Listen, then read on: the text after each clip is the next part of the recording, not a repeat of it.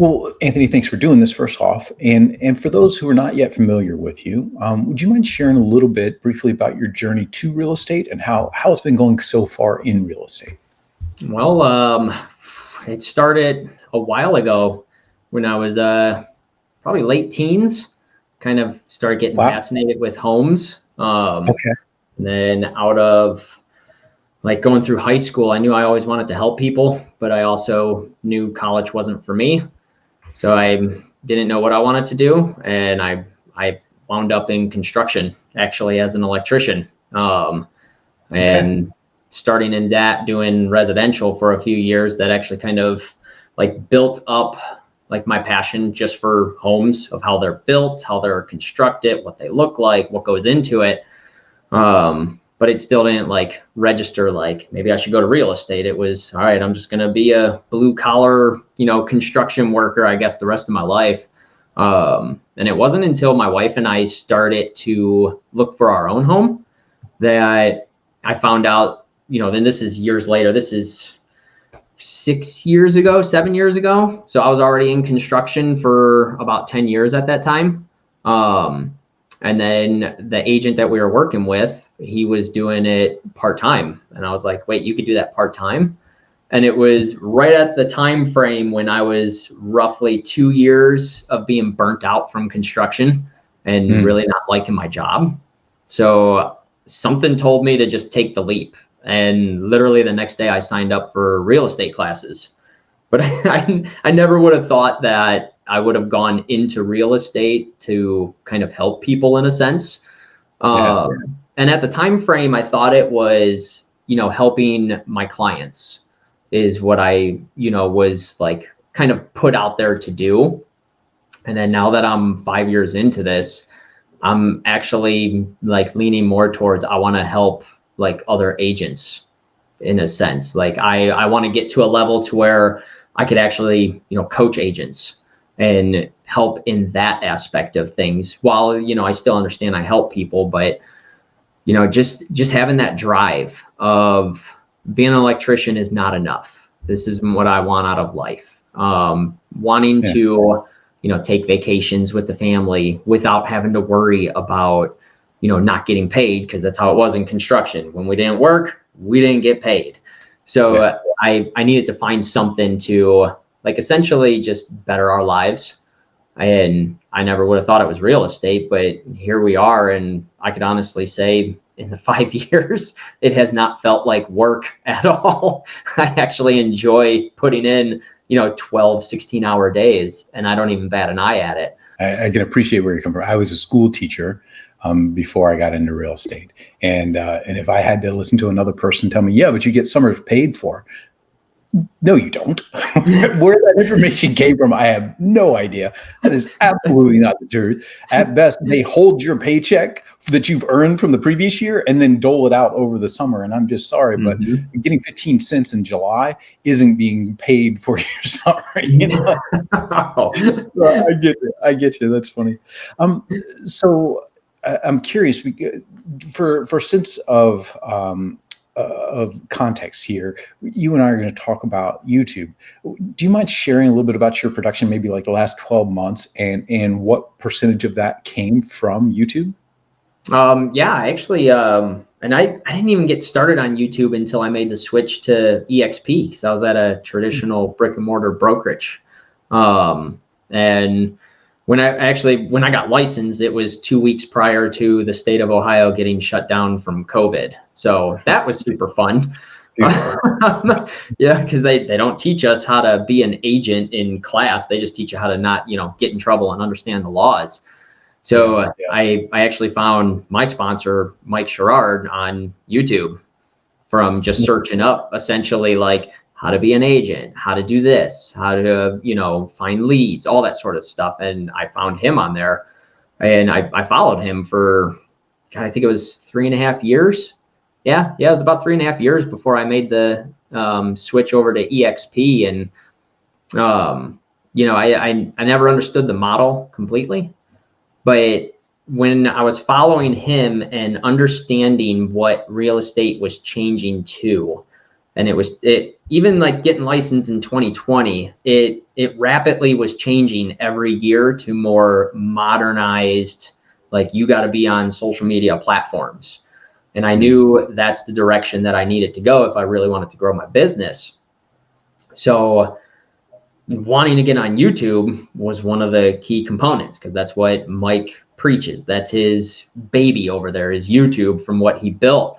And I was like, this makes a lot of sense because it's all SEO'd. It's part of Google, and Google's the biggest search engine. People are watching videos. I watch how-to videos on things. So I was like, I want to get on this, but it's a beast. And there's no sense of direction that I had without having to pay thousands of dollars every single month for a social media coach or like a YouTube coach. But Mike was doing it for free. So I was like, okay, well, I got to get on YouTube. I'm just going to, put in the call with Mike and see what he has to offer with the Wolfpack and, what EXP really is. And that's kind of what drove me to, EXP and then getting on YouTube. But, it's one of those things where it's a beast. Like I said, you got to have proper optimization. Like you got to get people to stop a scroll. You got to have, the hook, all the stuff that goes into it. But to me, I feel like it's 10 times more than just posting something on Instagram and calling it good for like a short form.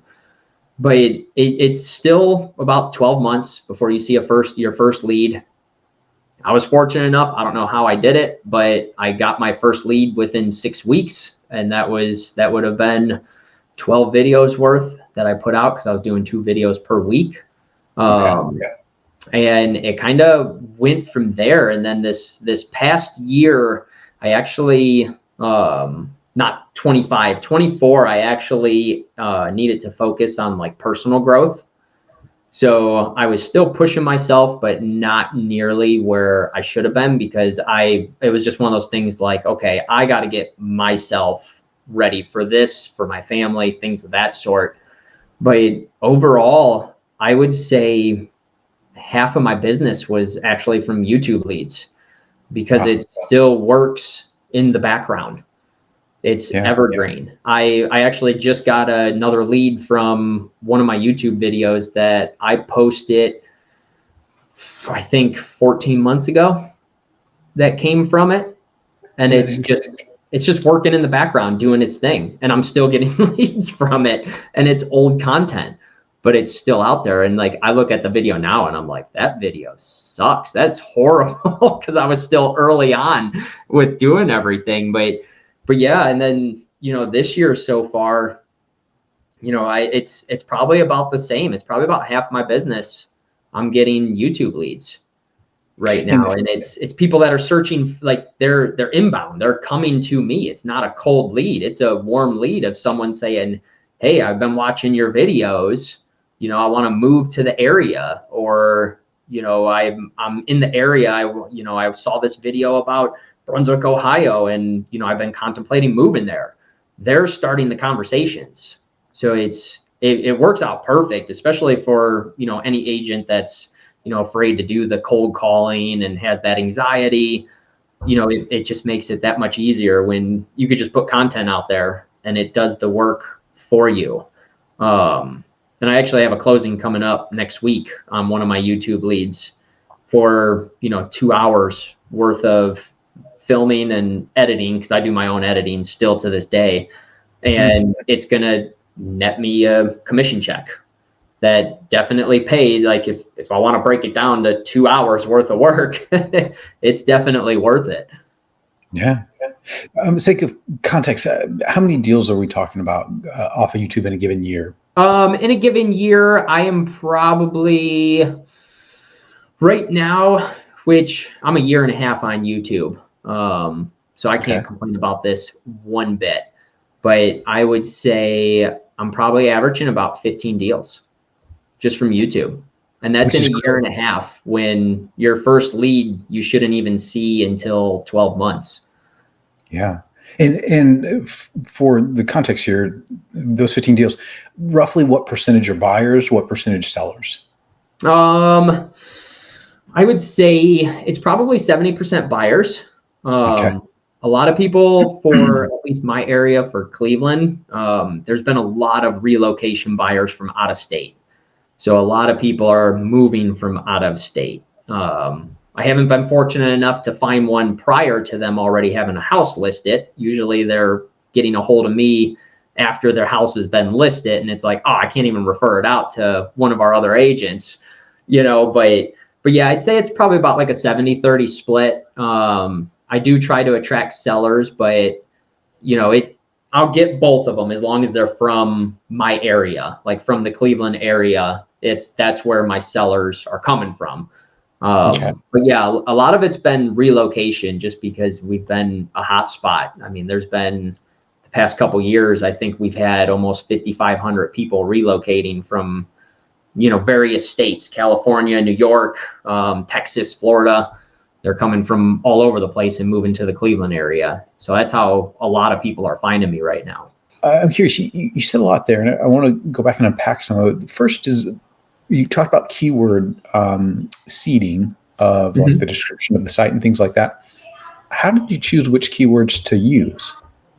Initially, it was all ChatGPT. I uploaded everything into there and explain, like I basically prompted it and said, this is what I'm looking to do. I'm a local real estate agent in the Cleveland, Ohio area. I mainly focus on, my 4 counties of Northeast Ohio, because Cleveland's not like, Los Angeles or, New York City where it's gigantic. I live in Brunswick, Ohio, which is like 30 minutes south of Cleveland.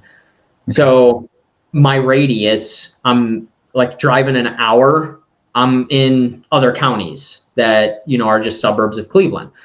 So I work multiple counties, and I told it that, said what I was looking to do, prompted everything. I had it do a deep search, because there is a deep search option when you actually pay for ChatGPT, to find my competitors in the area and then see what they were doing. And it went through its thing. And I said, I also prompted it to do a deep search for what people are looking for on Google and what they're searching for, homes for sale in the area, or, whatever it is that's real estate related to the Cleveland market. And once it did all that, it spit out the keywords for me. So I just copy and paste is all I end up doing. Let AI handle it, because they can do what I can do in seconds compared to hours of doing it. So it's all just about prompting AI and just let it do its thing and just tell it exactly what you need. It's funny you should say that. So we actually built a custom GPT for this course, and fed it not only with the interviews that we've been doing, but also with deep research on the algorithms of YouTube and how to maximize that as a real estate agent, things like that. Mm-hmm. So you can actually use our own EXP University custom GPT. Maybe I'll give you a sneak peek access to that to see what you think. let you tell me where it's broken. So you've gone, you set up your site, you've optimized it, and then you talked a little bit about the different types of videos. And I'm curious, is there a formula that you follow for, I do 2 videos of this, and then I do 1 video of that, and I do 1 video of this, and then I do 2 videos? Like, how do you think about the content, when to post, what to post? So for me, I was fortunate because the first 6 months of what you should pump out there on YouTube, Mike has already done. And he gives that away with his Social Agent Academy that he gives to us who join, under him in the Wolfpack. And so I had it laid out of exactly what to do. And it was, 2 videos every single week is like ideal. You could do 1, which is fine, but 2 is going to gain you more traction that much faster. And I'm all about that. I rather reach that finish line quicker rather than waiting.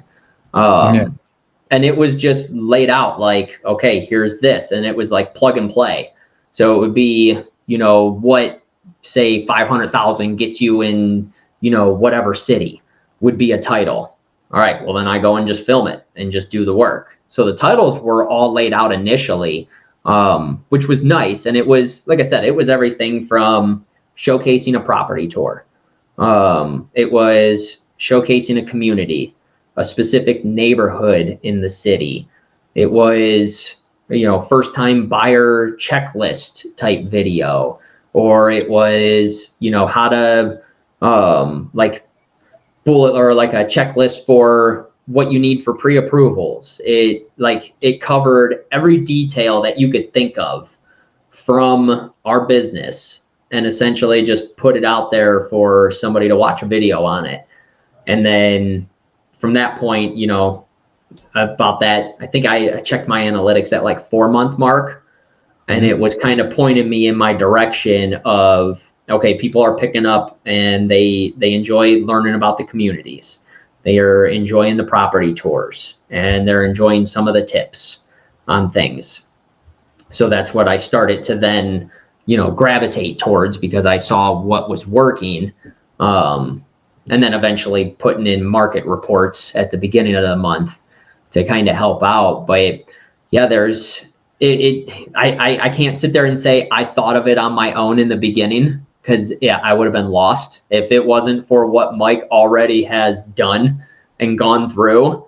I would have been like, all right, what am I going to do here? But if I had to do that, I would have just gone to ChatGPT and asked ChatGPT to search for it and have it do its thing.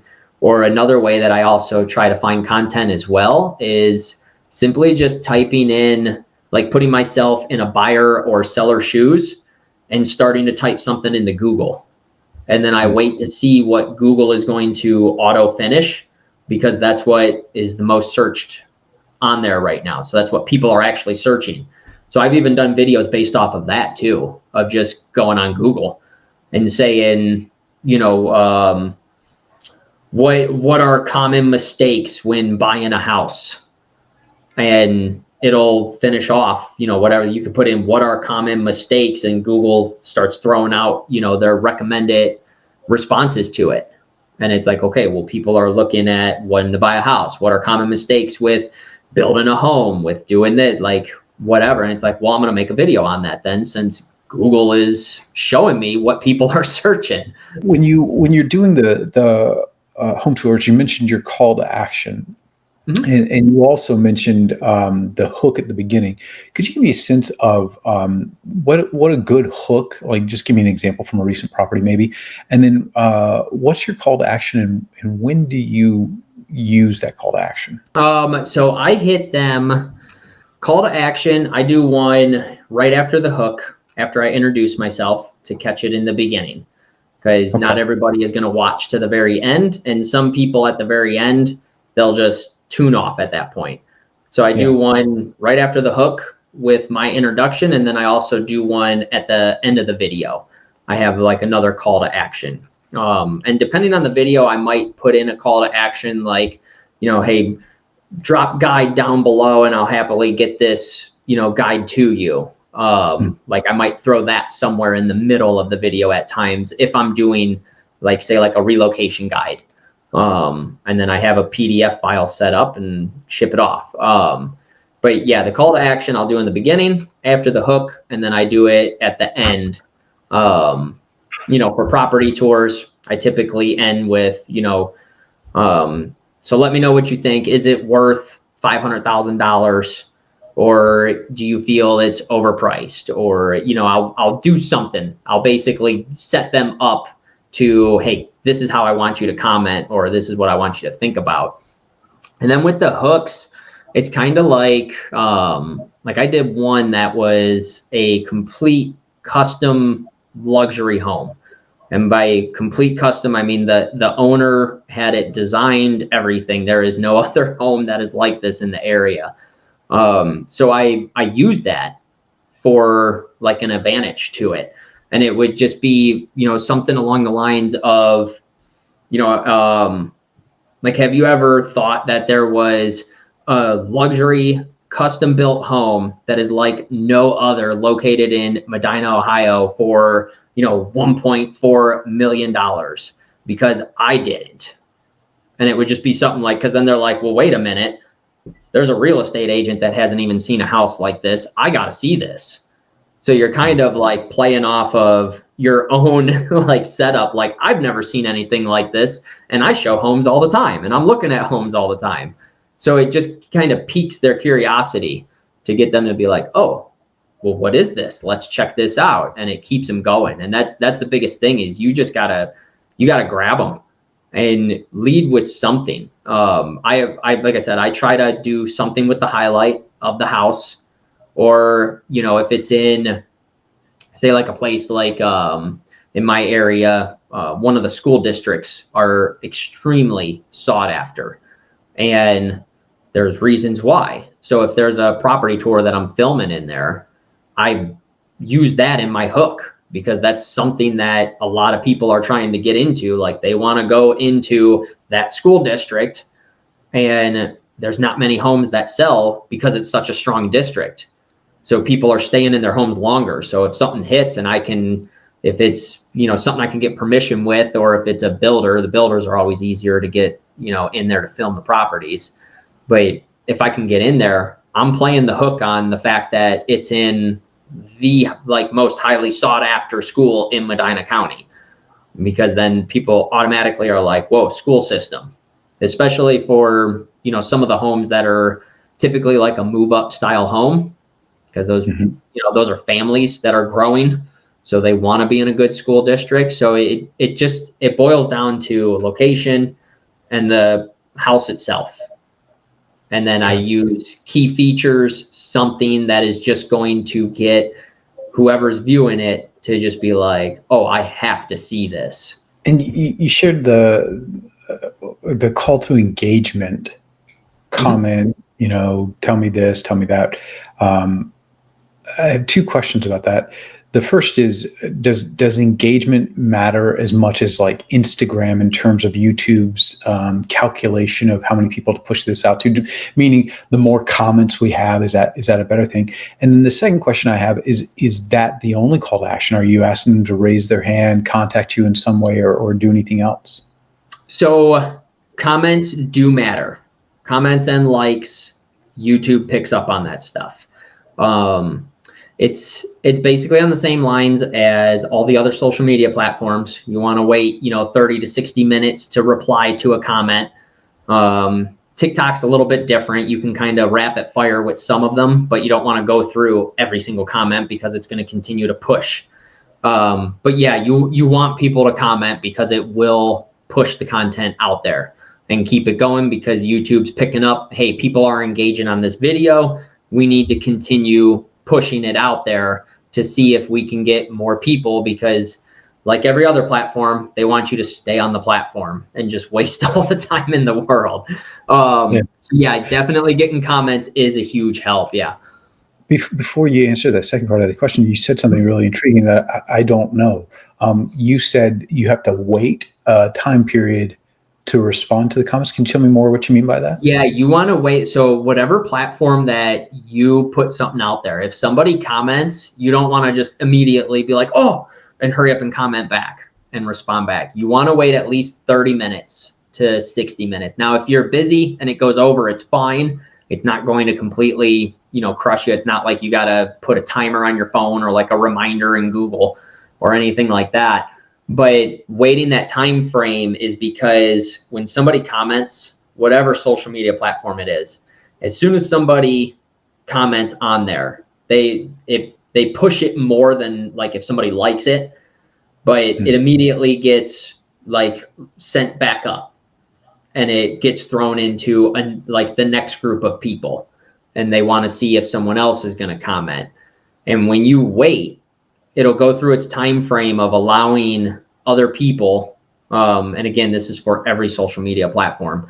It allows whoever's following you, friends with you, whatever, it allows them to get time to see it. So you're gaining more impressions. And then as soon as you comment back, it starts it all over again, and it pumps it up to the forefront and allows more people to see it. Because like, you know, like a platform like Facebook, you post something, it's going out to 8% of your followers, and that's it. until it starts engaging more. More people engage on it, the more you're on it, then it starts increasing of who's going to see it. So what you want to do is keep resetting the algorithm, and it's kind of like you're playing along with what they have going on. It's like a way to beat the algorithm and continue to push your content. So that's the purpose behind waiting, 30 to 60 minutes roughly before you respond back to a comment. And always like it as well. Even if it's a negative comment, still hit the like button on it or the heart, because that even helps. And I assume you're getting like some sort of push notification to your phone that, hey, you have a comment on your YouTube video. Oh yeah. Yep. I get all that stuff. I have all my socials. I have push notifications on. So I just go, okay. And then I keep the notification on my phone so I don't forget it. And I really don't want to keep telling my phone, because I'm sorry, Apple users, I'm an Android guy. I don't want to keep telling my phone to set a reminder for this time, and then I just leave the notifications up and come back to it. So we were talking about call to action. I'm curious, what other calls to action are you telling them, hey, reach out to me, I can help you with this? So what does that sound like? And yeah, so my initial call to action is always, what's up, everybody? Anthony Esposito with eXp Realty, your local expert right here in the Cleveland, Ohio area. If this is a house that you find interested in, or if you're looking to buy or sell in my market area, I have people just like you reaching out to me every single week. You can contact me directly here or go in the description below and use one of the links I have listed there. And I go from there and I flash up I personally use my actual number.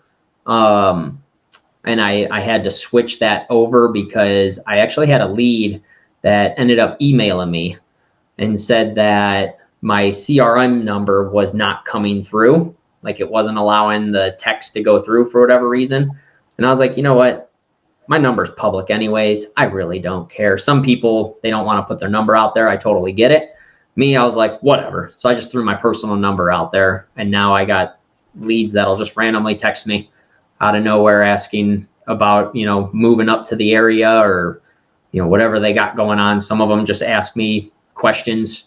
They might just, want to get some insight on some things. But I always end up getting their email because they already know me. They already like me.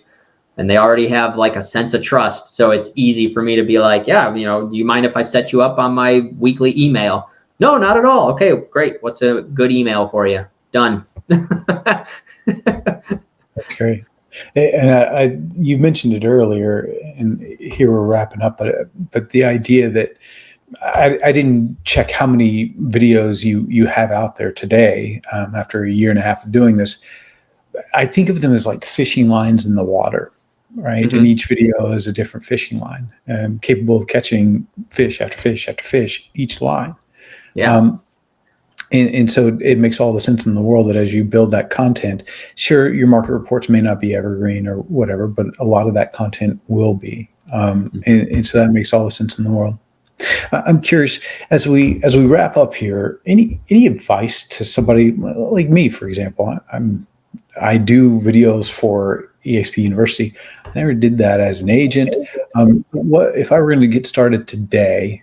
What would you have me go do first, second, and third? I would tell you, don't be afraid. You're going to suck on camera for a little bit. And then I would also tell them that, secondly, you don't have to have a lot of money to do it. You can be a brand new agent with zero money to budget.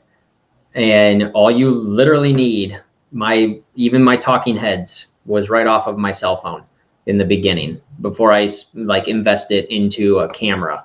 I went on Amazon, got a tripod, I got a ring light, and that was it. I was ready to go. Lavalier mic. Now I upgrade it. Eventually I'm going to get a different mic, but I'm using a Blue Yeti right now. Those things are like $80 or so. Okay. But it's one of those things to where it's like, if you're going to do it, just do it and know that you're going to be terrible in the beginning. And now what I know about ChatGPT and how much that can help is just tell it exactly what you need.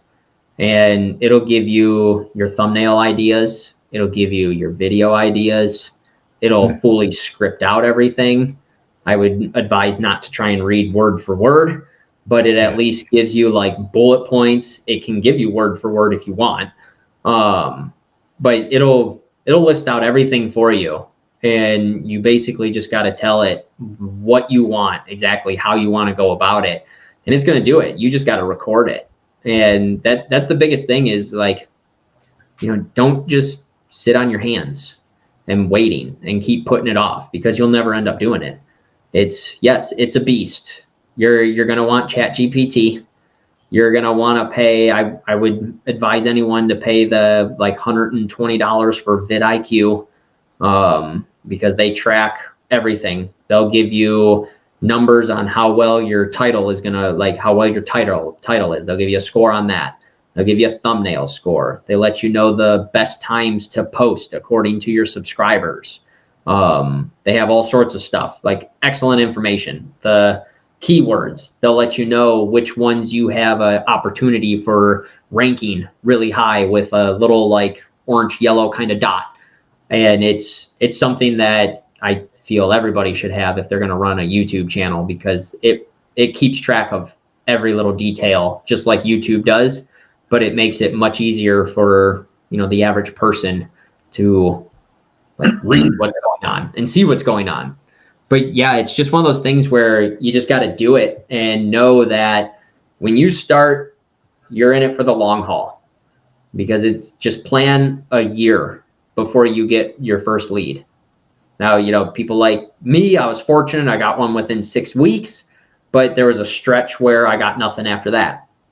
Other people, they get, plenty of leads during the first year. It's so hit or miss, but the average is 10 to 12 months. So I always just tell people 1 year before you get your first lead, and you just got to keep at it and keep going, and just know your first several videos, I should say, they're not going to be any good. They're really not. And there's a lot of editing stuff that's out there. I've used Movavi. Right now I'm currently using Power Director 365. That's pretty easy to use. You don't need to have, Adobe Pro that professional editors are using. Eventually I'll pay for editing to do its thing, but that's down the road when I end up, building a little bit more of a team assistant type business on my end. But yeah, you just got to do it. It's the biggest thing. It's all tied to Google. People are searching first and foremost. They're going to Google and searching for stuff, and that's how they find you. And it's evergreen content. So just do it and be yourself. Don't try to be like someone else. If you swear, who cares? People are going to work for you who are going to be your ideal clients.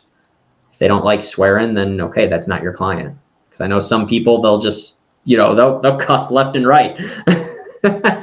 So just authenticity is where it's at. Yeah, that's well said. Anthony, thank you so much for doing this for us. We really appreciate it. Yeah, absolutely. It was a pleasure. Glad to help out.